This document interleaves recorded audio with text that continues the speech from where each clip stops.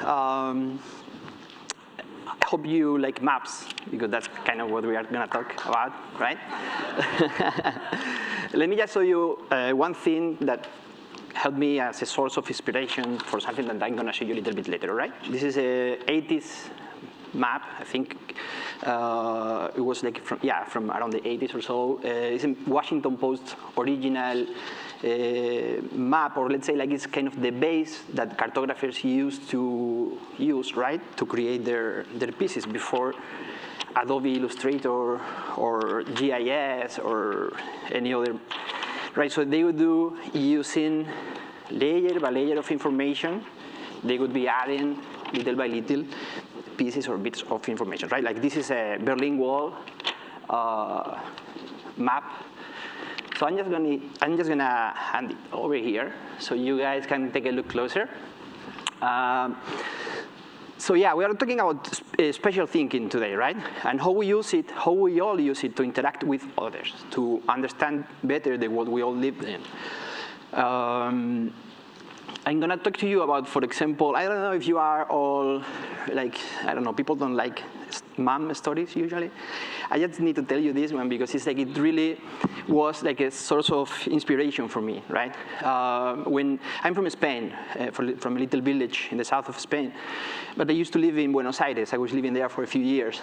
So one day my mom, when we were talking on the phone, she was like, "Hey Sam, why are you not coming so often to visit me?" I was like, "Mom, I'm far." She was like, "How far?" "I'm in Argentina, huh?" She was like, "But man, in Argentina they speak Spanish, right? Like when you were in Italy, you were coming more often than when you were in Argentina." So think about it. Like my mom was using or associating, right, the fact that we speak the same language to the distance. And to me, I work as a graphics editor. That's kind of a concept that really inspired my work for later, right? And after all, my mom even may have not been even wrong. Like I remember, like years later, I read, I watched this conference actually from Cleo Andres, a researcher from the Penn University, in which she was talking about 3 different kinds of distance. She was talking about Euclidean distance, so the straight line from point A to point B, transport distance, so how long does it take to bring people or to transport people or emerge using roads or maritime ways, right? But she talked also about social distance and how important it is to understand and to incorporate it into our flow work to to better understand the inner dynamics of the world. Like, for example, you want to really predict the way a state is going to vote. Maybe you should be looking, rather than looking into the boundaries or whatever, you should be looking into where people is migrating to, right? Like who they are talking to, what language they are using to talk to each other. So maybe my mom wasn't wrong after all, right? So we are going to be talking, as I said, we're going to be talking about maps, right? Like I feel like the main question I ask myself is like, okay, as a storyteller, what kind of tools can I use to better understand the world in terms of how other people looks at it, right? Like, because we all don't have the same perception of things or space, or like social distance implies like, spatial thinking implies like some variables, right? Like are unique to every one of us. So think about maps, for example. In terms of maps, we could like create like 2 big categories, like grid maps, these sort of grid coordinates where you get latitude and longitude, and you can count, you can measure, you can locate. These are kind of the most extended kind of maps, and they've become like a really helpful, really useful way to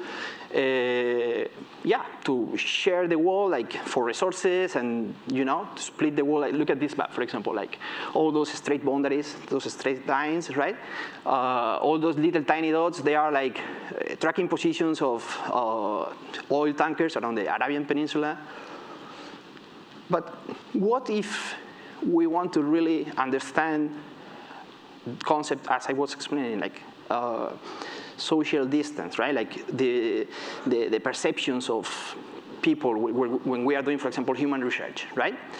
So luckily, there is another second kind of map that they are actually even older than grid maps, and those are storytelling maps, right?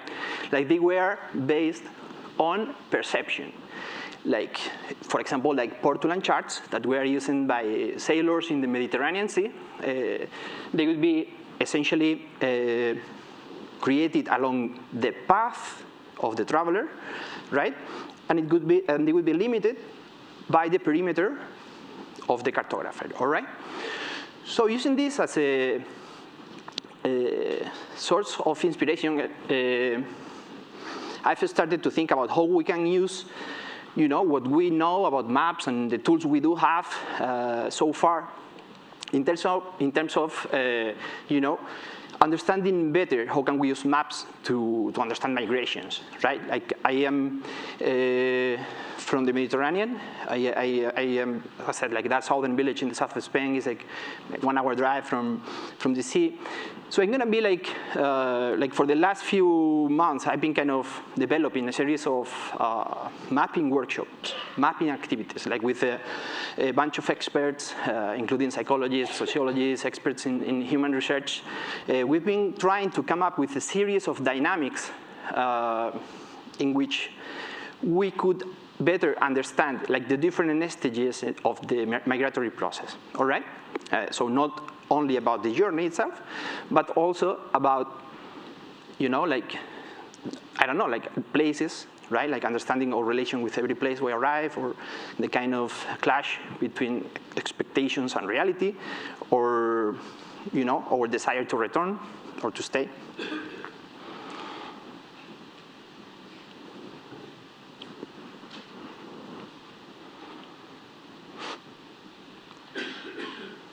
Yeah, like for example, like thinking back in about that map that I was passing around, right?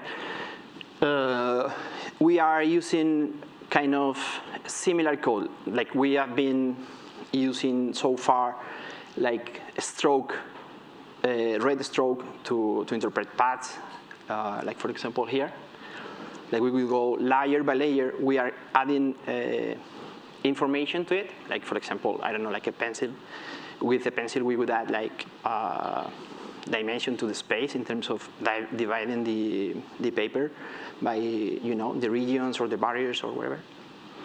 And we've been adding, for example, texture or using textures to understand the nuance of emotions, experiences, how you've been feeling about this specific thing in this place or in that other place. Like this is using here, like using, for example, geographical annotations to better understand kind of where we are or what we are talking about in terms of when it comes to, you know, locate every one of those items. Emotional annotations in terms of understanding better the way we are experiencing actually the place, right? And this, for example, here is a map from a guy who spent like 2/3 of his life essentially to get to Malaga, for example, right? Or Laji, for example, who spent only 2 weeks to get from Mali to Malaga. He lost his cousin in the Mediterranean Sea while they were crossing both together. Or for example, Juan Carlos, who came from Nicaragua, and he described with a lot of, you know, intensity and emotion and details how he had to deny himself while he was crossing the Atlantic in this flight, like denying all that he was leaving behind, for example. Different paths coming back, people who is coming back because let's say like the value of these abstractions is precisely that, right? Like people is able to tell you about universal places, not about the specific places. Like these are, if you get rid of the geographical nodes, it's like you are somehow understanding that this can be a different place. This is something that can be happening in a different location, right? Like not necessarily you can see a stroke, or you can see a zigzag, or you can see a loop of someone who's like coming back.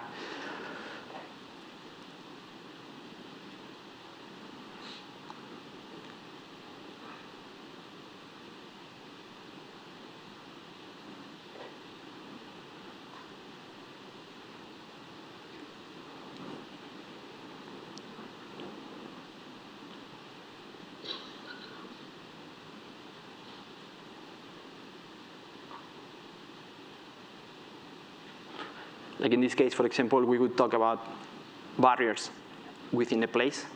And for example, rather than, I don't know, talking about those bridges or those highways that, divide our cities and segregate by income or by race or whatever, he just said, no, I'm gonna draw the line of fear. These places make me feel like I don't pertain to this place.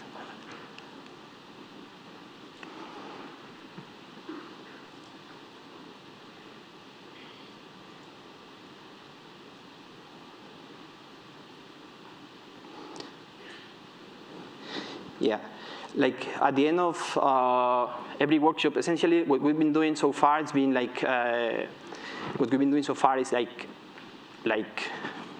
arranging like these groups within different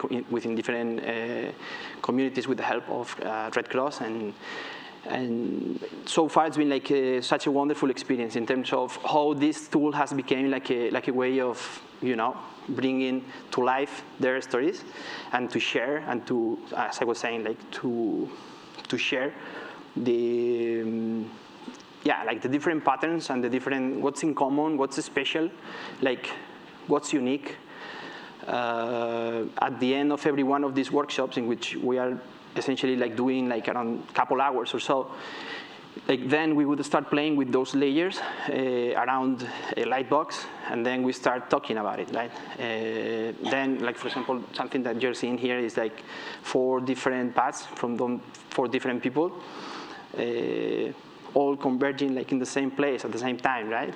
And there is something also so valuable there in terms of understanding, like we all share actually, right? Like I could see myself reflected in some of those drawings, because somehow I've been kind of going back and forward several times. Yeah, it was in Argentina, but I've been living in the US or Italy or other places, right? So so like so far what we've done essentially is like working in the methodology, developing, as I mentioned, with these experts, developing with them like the activities we're gonna deploy in the fieldwork. So in the next few months, we will be bringing these activities to different places in the Mediterranean basin, with the idea of on one end, creating a storytelling piece on migrations in the Mediterranean, but at the same time trying to make it into a let's say like a toolkit, right? Like could help in the future in different fields for experts that maybe are working with human research, migrations, and stuff. There are like a couple words that I think like they're from Italian actually, that I think like are also like describe well where I want to go with this project. They are conoscersi and raccontarsi, and that means like getting to know better yourself and getting to tell it to others, right? And there is one word in English that I think also that really goes straight into the point, and that's self-awareness, right? Like all the good stuff that comes with it. So, yeah, thank you.